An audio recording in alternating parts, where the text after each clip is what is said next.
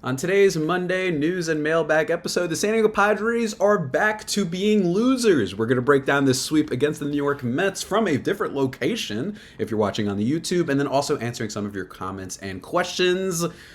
Let's get to it.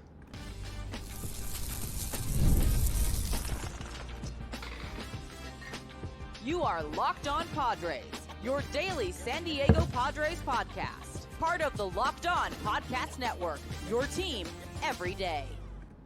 Greetings, ladies and gentlemen, and welcome to another edition of the Locked On Padres podcast, which is part of the Locked On Podcast Network, your team every day for Monday, June 17th. As always, I'm your host with sometimes occasionally, but certainly not always the most, Javier Reyes. You can follow me on Twitter at Javipeno, Javiiipeno, or at LO_Padres. You can get the pod wherever you get your podcast from, on the YouTube, whatever. And today's YouTube is especially fun because it's a different location because I'm with a friend of mine in DC. So I had to bring out the emergency supplies and record in a kitchen. It's a very nice kitchen, but that's where we are, folks. Today's episode also is brought to you by FanDuel. Right now, new customers can get $200 of bonus bets with any winning $5 bet. Visit FanDuel.com/lockedon and add a big win to your summer bucket list. Folks, I mean, here's the thing about the Padres. They are a team that is, I really do think, crafted, in the depths of Tartarus, in the realm of madness, really, the multiverse of madness, some would say, to just drive us all insane. The San Diego Padres, of course, getting swept this weekend by the New York Mets after a good series in which they had multiple walk-off wins against the A's, sweeping the A's. And now also, by the time you guys are watching this, they're getting ready to face the Phillies, who are quite good, by the way. So that's not good. I feel like a lot of what we're going to talk about, and we're going to recap the games for sure, and then get into the questions at the end of the show. I feel like a lot of what we've been talking about this year is basically the same thing that happened this weekend, frankly. I don't think that, in a lot of ways, there are any new tidbits of information that we got this weekend that were like especially different about the Padres, with the exception of like Jeremiah Estrada. That's probably like the only. If someone told you the Padres got swept this weekend, I don't think anything that happened this weekend would surprise you. You know what I mean? You would be like, yeah, this is probably what happened here. They couldn't hit lefties, all that stuff, right? And that's what happened. Coming off a sweep against the A's. I tweeted this yesterday. I got the number a little bit wrong, but the Padres, at the beginning of this month, they face the Royals and they do pretty good against them. They win that series. And considering that was, if I told you that Royals series, that would be the one team that was technically a good team, above 500 team. And the Royals are very good, by the way. They've got great starting pitchers. Two of them used to be on the Padres, and Seth Lugo and Michael Wacha.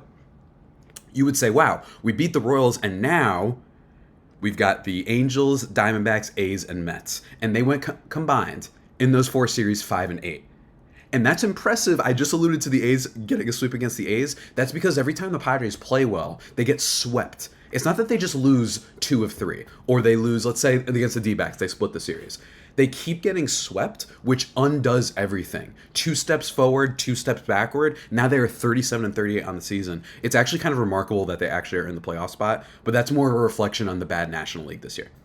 And frankly, it's also a reflection on the Brewers being witchcraft enthusiasts, because they're still good somehow, despite trading away all their best players. They'll be bad later, don't get me wrong. They'll get swept in the first round if they make the playoffs. But for now, it's them, Dodgers, Braves, Phillies. That's basically it. But let's get into the specifics of each game. Monday's game. This is probably the least interesting one. Friday's game. This one, the Padres lose by a score of 2-1. Matt Waldron goes 7, and he's okay. He doesn't get a lot of strikeouts in this game, and it's not really surprising to me because the Mets lineup, one thing we did talk about, and I recommend, if you're curious, to go back and check out my episode with Ryan Finkelstein on Friday, our series preview for the weekend. This Mets team does have a good lineup. From Lindor to Brandon Nimmo to Starling Marte having a good year this year. Just a lot better of a lineup than maybe you might think, right? They have a lot of good players, and they have players that aren't necessarily power hitters, but just contact hitters, right? Especially with Nimmo. Like, Nimmo's a really good example of that. Starling Marte has been really back this year. So it doesn't surprise me that Waldron didn't necessarily get to, his big strikeout numbers. But he still goes 7 in this one, only allows 3 hits, 2 walks, 2 Ks, 2 earned runs allowed. And it only comes off of basically one moment early on in this game, giving up a double to JD Martinez in the bottom of the third inning. And that's basically it. That's basically it. And outside a Jackson Merrill homer, who I will say that is one nice development as of late, as well. Jackson Merrill still has some, he's hit the rookie wall. He had a really bad, end of May and all that. He's been tapping in a lot more power lately, which we always love to see, of course, here on this podcast. We love to see anything Jackson Merrill, but we especially love to see when he's tapping into more power. But all in all, Waldron was okay. He really just wasn't all that bad. He wasn't giving up hard hit stuff. The Padres just unfortunately could not hit in this one whatsoever. You know what I mean? And it was really frustrating considering that Waldron, didn't. He at least gave us the length. You know what I mean? At least he gave us the length. Sure, he didn't get as many whiffs as he would like, especially with the knuckleball and whatnot, but this is a contact-oriented team. And instead, the Padres are absolutely shut down by one Sir Sean Manaea, getting his revenge against the Padres. And why is that? I want you guys to tell me something. Do you think Sean Manaea, is he a righty or lefty? If you answered lefty, you would be correct, and that is exactly why the Padres continue to be abysmal against lefties. And I really do believe that the reason they keep having these series where they beat the Royals, like I mentioned before, sweep the A's, let's say go back before, they beat the Dodgers, they beat the Braves. The reason this keeps happening is because one of two things is always present in a series. They're either playing at home or they're facing lefties. One of those things is happening. And in some cases, by the way, the A's series, they faced 3 lefties and they won on walk-offs. You know what I mean? So that series was close for a team, obviously the A's, that isn't very good. So it just shows you, even against the A's, they had trouble because they were at home and they were facing lefties. Why they become James Harden, why they become the Dallas Mavericks, apparently, when they're at home is something that I think is mental. I think it's organizational too. I think it's management. I think it's not having the right training staff and all that stuff too. But it also just shows you, I think, the mentality of this team. They just don't seem to have guys that are in it. I know people will complain about Machado. Rightfully so. Totally understand the criticisms, especially some of his comments at the end of last year, that it just doesn't seem like he's a guy that everyone believes is this big rah-rah team leader. And I'm not saying you have to have that, but it is disappointing. And when you contrast that with some other big free agents out there, some other superstars out there, someone from his class, Bryce Harper, you just get this feeling that that's not going to necessarily happen. But I don't want to read too much into that because, again, hard to read body language and stuff like that. But based on the reports, it doesn't seem like they have that, and they just are weak at home. Anyway, back to this. Okay, they were playing against the Mets in New York. Weird that I decided to have my trip and visit my friend when the Padres are playing in New York. I know, but what could I say? He wasn't going to be available for much longer. They faced Manaea, and in this game, has one of his better starts of the year. 5 innings, 1 earned run, 1 walk, 7 Ks. This, by the way, coming off of 2 straight games in which he got mashed by the D-backs, giving up 5 earned runs, and then got mashed by Philly, giving up 6 earned runs. Best start since he faced the Phillies back at the beginning of May. So just not great for the Padres. They were unable to hit this guy. Just disastrous, really, in a lot of ways. And granted, this was the first game. It was a Friday, and at the very minimum, at least you like to see that their bullpen wasn't too bad, that the pitching was good. But, of course, it wasn't the only thing that happened. That's the problem, is the Padres, they tease you. You're like, oh, no. It's just one game. No, you always know. You always know what's about to happen with this team. That's what it feels like for me, right? You watch them play, and you say, oh, no. This is a sweep. They're going to undo all the progress they made over these last 2 weeks, and it just says so much. You beat the Royals to start the month, and then you face D-backs, A's, Angels, and Mets, and you go below 500 in those. And now you're 1 game below 500 on the year. It's frustrating. And I encourage everyone to leave me your comments. This is a safe space. If you would like, feel free to leave comments. Feel free to send me your tweets. Whatever you got to say, get it out there, folks, because we're not even done yet. That's right, guys. We still got to talk about some more games. But before we do that, I want to talk to you about one of our favorite sponsors, folks. Oh, yeah. You know what I'm talking about. At least you should know by now what we're talking about. We're talking about, of course, FanDuel. They've been a sponsor for this podcast for a long time. And right now, let me tell you, you got baseball. And maybe you hate the Padres. Maybe you're annoyed with them. Maybe you're saying, you know what, Javi? I don't even want to pay attention to baseball. Well, don't worry. You've got NHL. You've got the Stanley Cup Finals. Still going on after who was it? Edmonton beat the Panthers like 9-1. That was wild, by the way. If you want to bet on the Panthers, if you want to do something like that, if you want to bet on some NBA games and the NBA Finals, we only got one game left, obviously, by the time you're watching this. The last game of the finals. You've got WNBA going on. You've got MLB futures going on. For example, FanDuel, currently the odds for winning the National League West are quite enticing, folks. If you are still a sucker for all that, you could bet on the Padres to win the NL West. They're plus 3,000. Not going to happen, though. I wouldn't do that. But you also have some other divisions to take a look into, and you can also bet on the Padres just to make the playoffs. They have plus 133, 132 odds. St. Louis Cardinals plus 178, Diamondbacks at plus 178, and Cubs plus 175. Frankly, not bad. If you do want to dip back into the Padres thing, that's not too bad. But regardless, guys, right now new customers get $200 in bonus bets with any winning $5 bet. $200 that you can use to bet on everything. Just visit FanDuel.com/lockedon and add a big win to your summer bucket list. FanDuel, America's #1 sports book.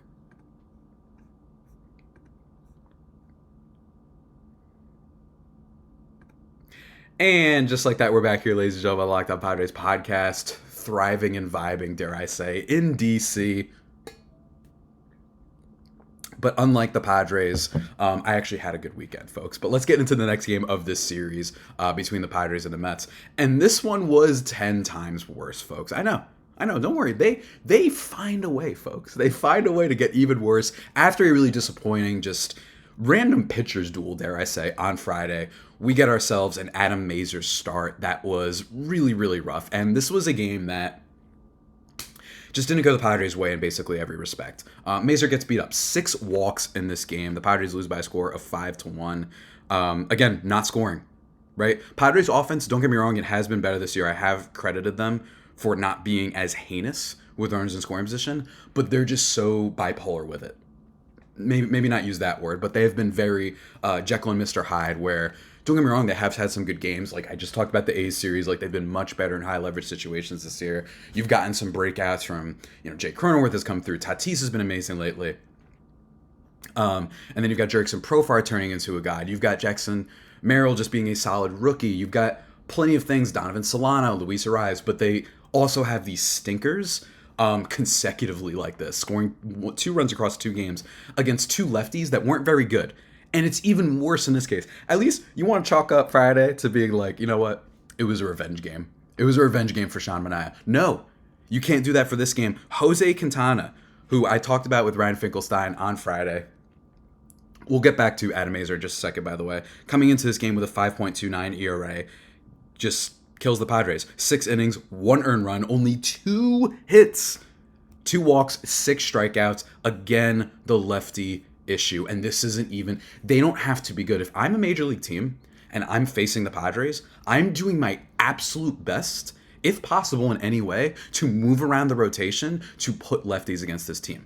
Because as you saw in this series, as you saw in the A's series, they can't hit lefties. They just can't. And it's so frustrating that they can't do that, because when you look at the rest of this lineup, right?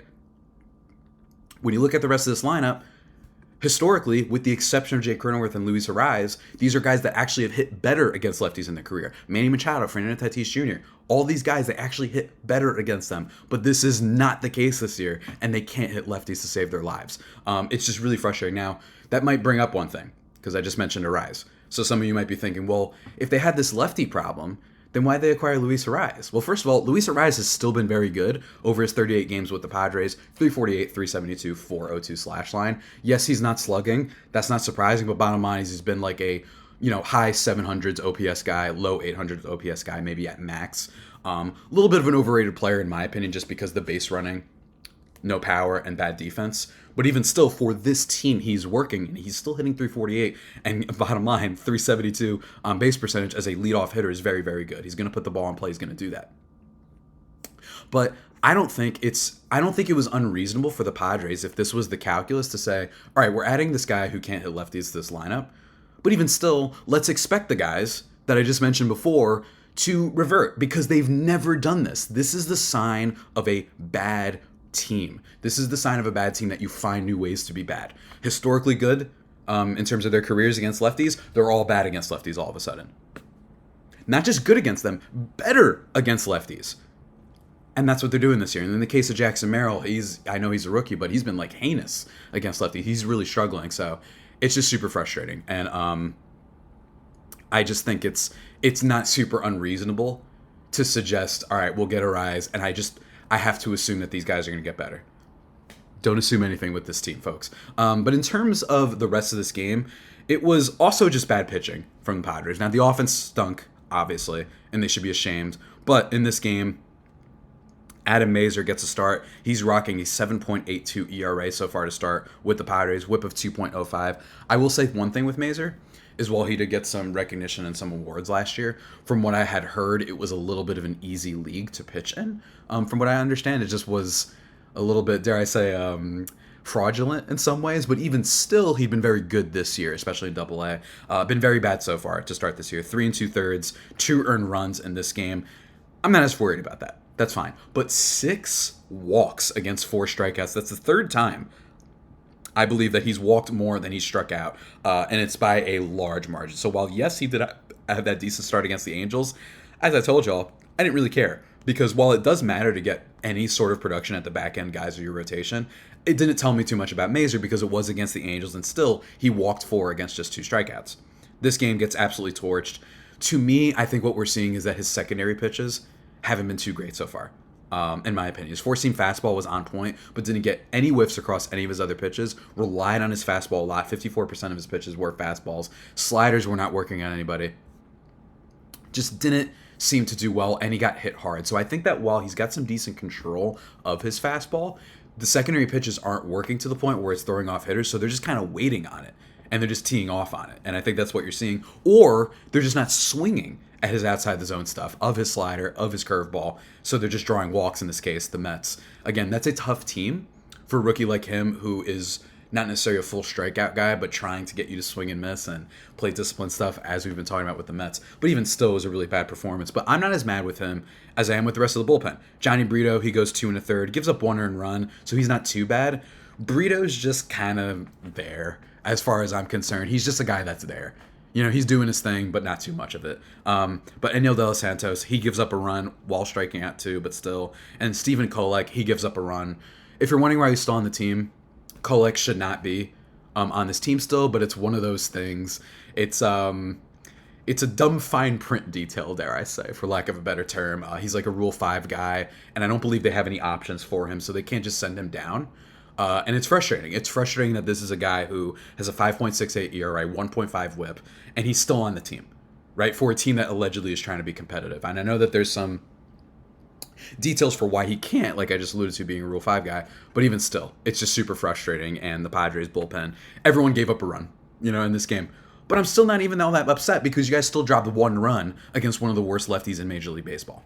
And then you, not only that, you let him go 6 innings, and then Daniel Nunez and Reed Garrett just completely cut them down. And while, yes, it is true that the Mets bullpen is good, that is one thing about this team, you got to know about that, man. So hit their starters, but they don't do it. They don't do it. In this game, really not a lot to talk about. Tatis does get a double in this one and a walk, so that's cute, I guess. Jerickson Profar draws a walk, but Manny Machado doesn't do anything. 0 for 4. Jake Cronenworth 2 strikeouts in this one.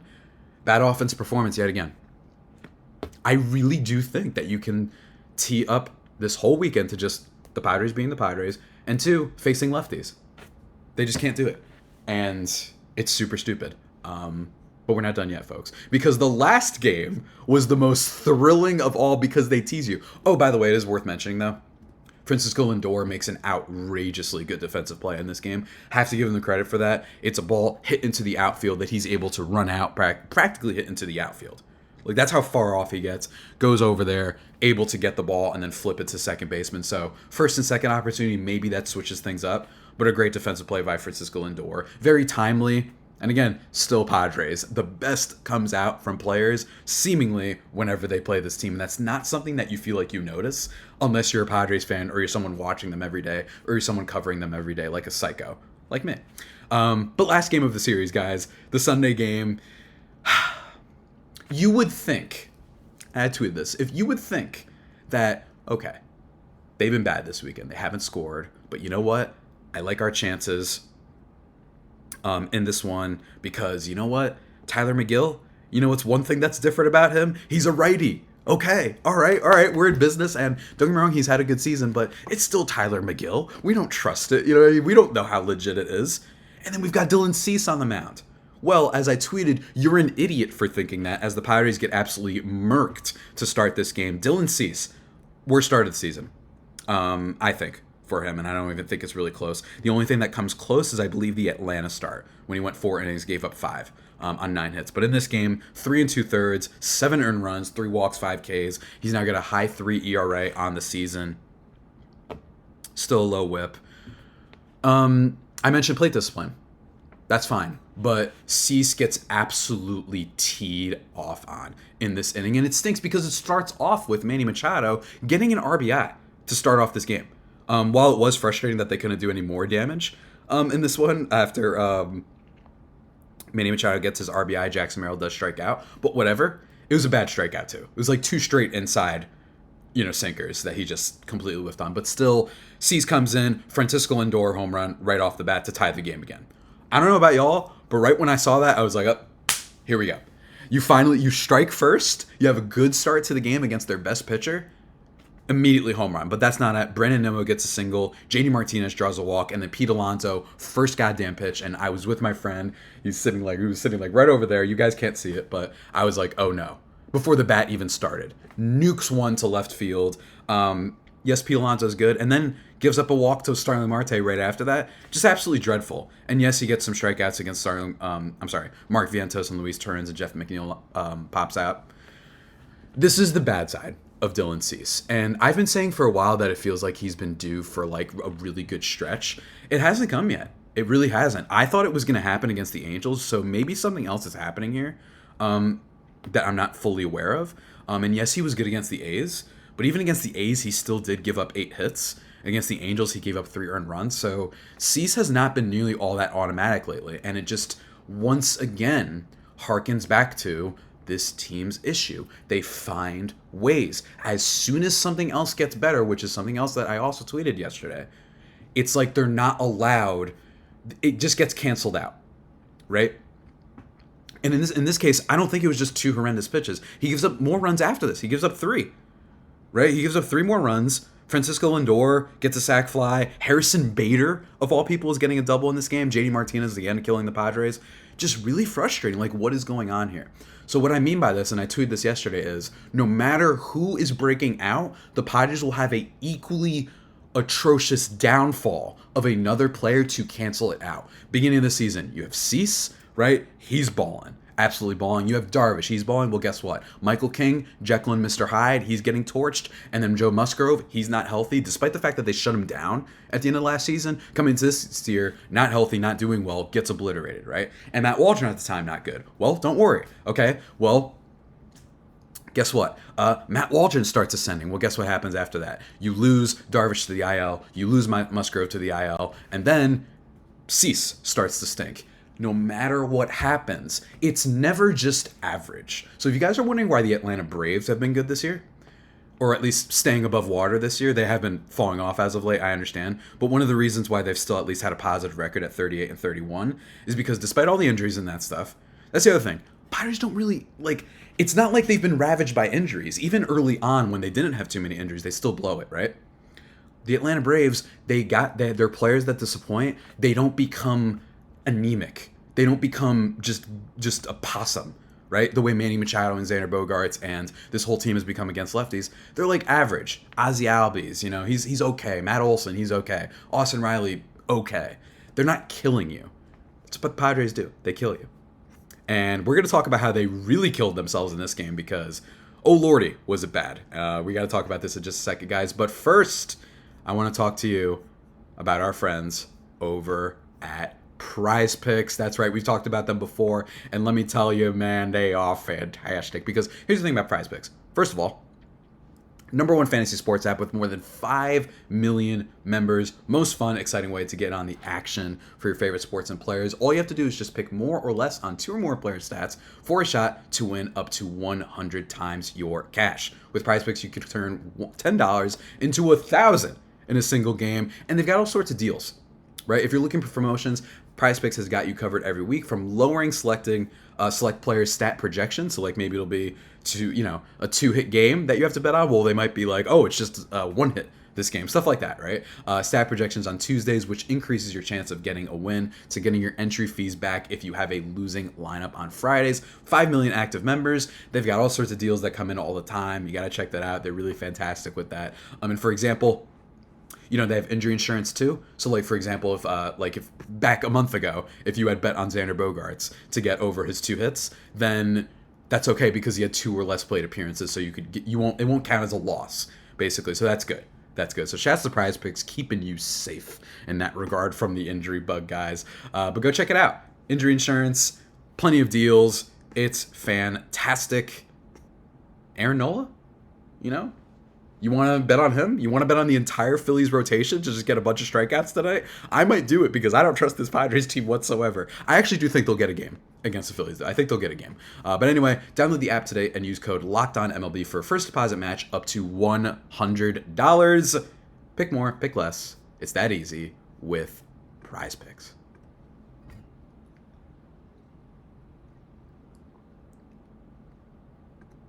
And just like that, ladies and gentlemen, we are in the waning moments of this here podcast. Let's quickly recap the game and then get into some of the questions of the week. Man, what can I say? Padres, just really bad start to this one, like I said, with Dylan Cease getting lit up. And I actually fall asleep at one point. I took a nap. I took a little nap in this one.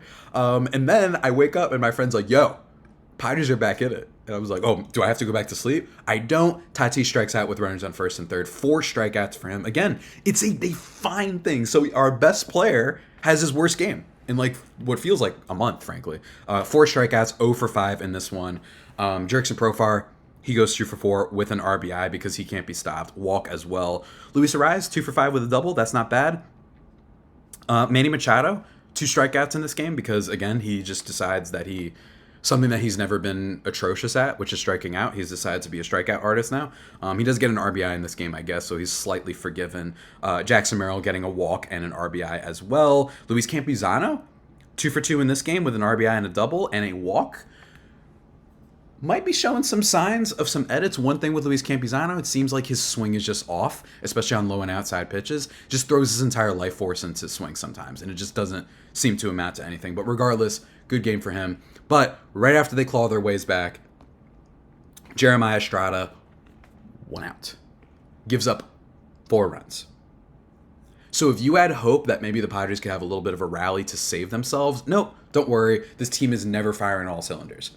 Right? So as soon as you make a comeback, whoop, Estrada stinks now.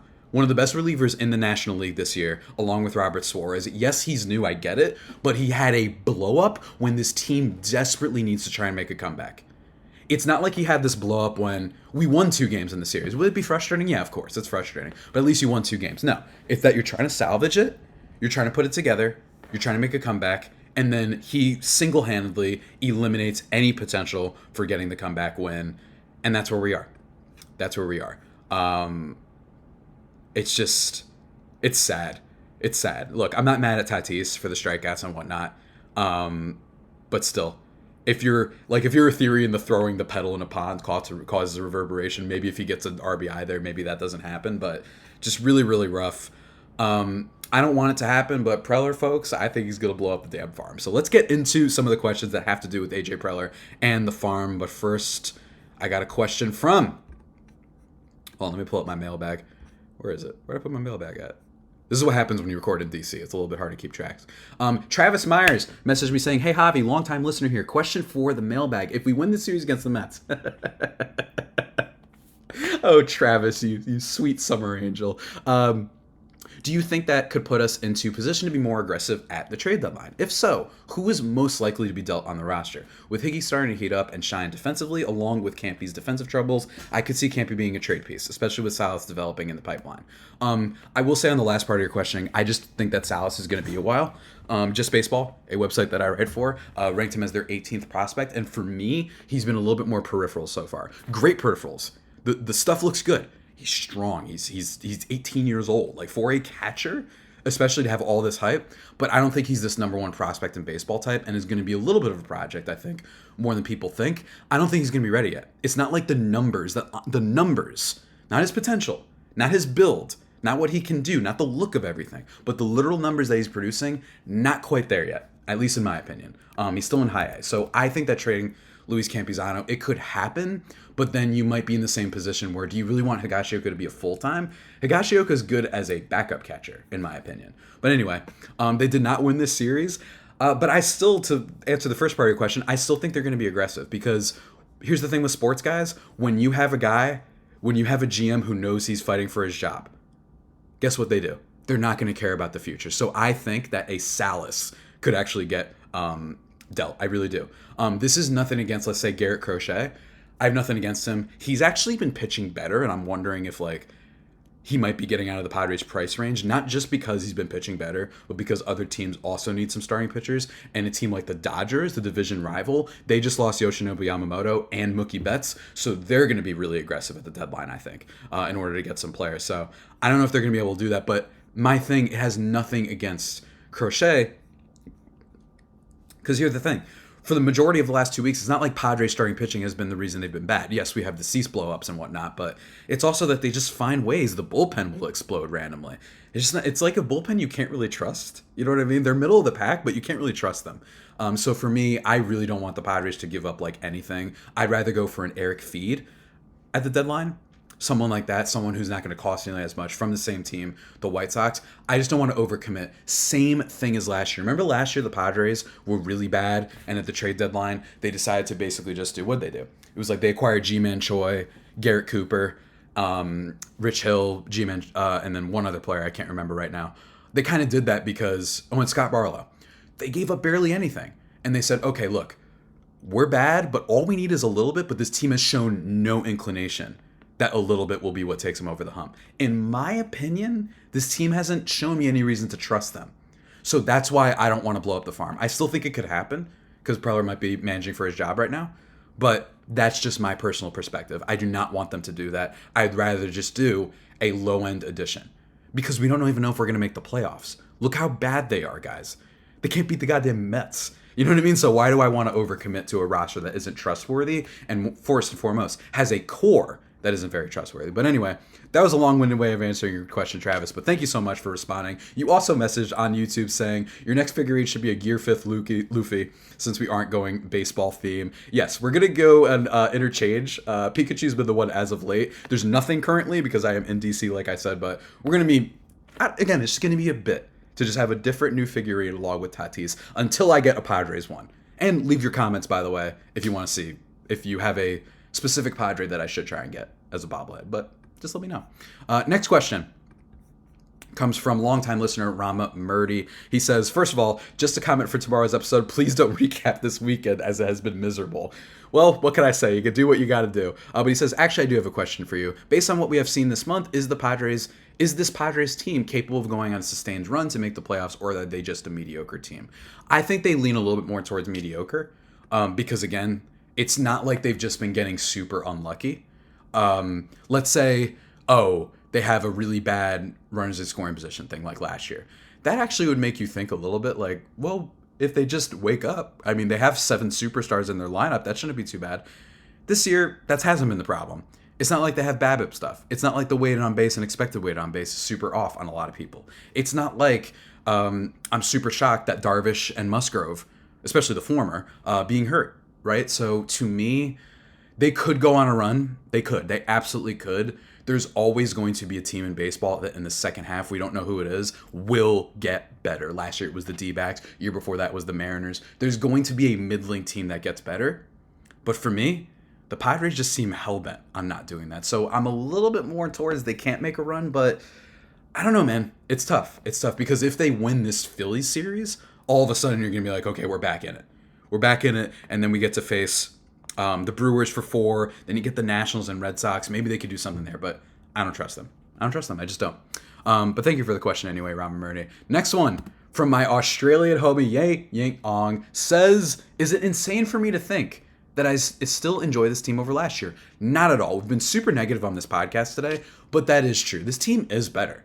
We've been talking about that all year. It has been better, but it's also been frustrating because they've been record-wise and vibes-wise, but in more like a microdose, right? So the vibes have been at times easily better. This past week, the walk-offs against the A's, comeback against the Cubs, beating the Dodgers twice, 2 separate series beating the Dodgers, including a home run palooza where they also made a comeback, right? Nothing like that happened last year. But their losses, sweep against the Angels, sweep against the Mets, sweep against the Rockies, dropping like a dumb game against the Marlins, stuff like that has been 2023. So it's like half and half, you know what I mean? Inside you, there are 2 wolves. The 2024 Padres, which is one that is shown a lot of signs of improving, but then also last year's team, which is a bunch of people who seem like that it's just loser energy throughout, right? So, but I do not fault you. No, this team is so much more enjoyable for the simple fact of there just being a lot of different new players, from Arise and Solano and Jake Cronenworth being back, and his not dad energy from Cronenworth, but engaged energy. Shout out to him. I think that was like a month ago they announced that. Maybe that's what it is, right? But I don't blame you, man. And I think everybody, absolutely, this team is still better than last year. It's not inconceivable that they could get better as time goes along. I just feel like they keep yelling at us that they won't. But that's just me, just my personal opinion. But absolutely, you're not crazy for thinking that.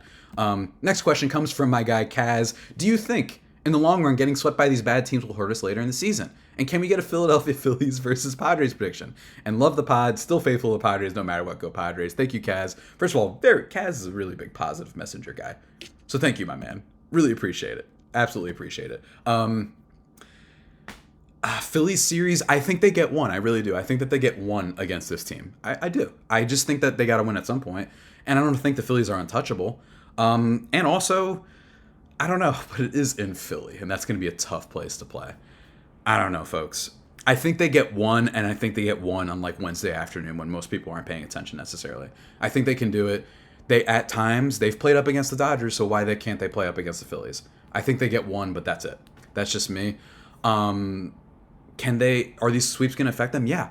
That's the problem. I haven't looked up teams that have been swept the most in baseball, but I would bet you that the A's, White Sox, Marlins, like the bad teams, I bet you the Padres are like top 6 in teams that have been swept most this season. Because every time they have these winning streaks, it literally gets undone because they get a sweep. All you have to do is win one. That way you don't feel the impact as much. If they didn't have this many sweeps, forget the bad team thing.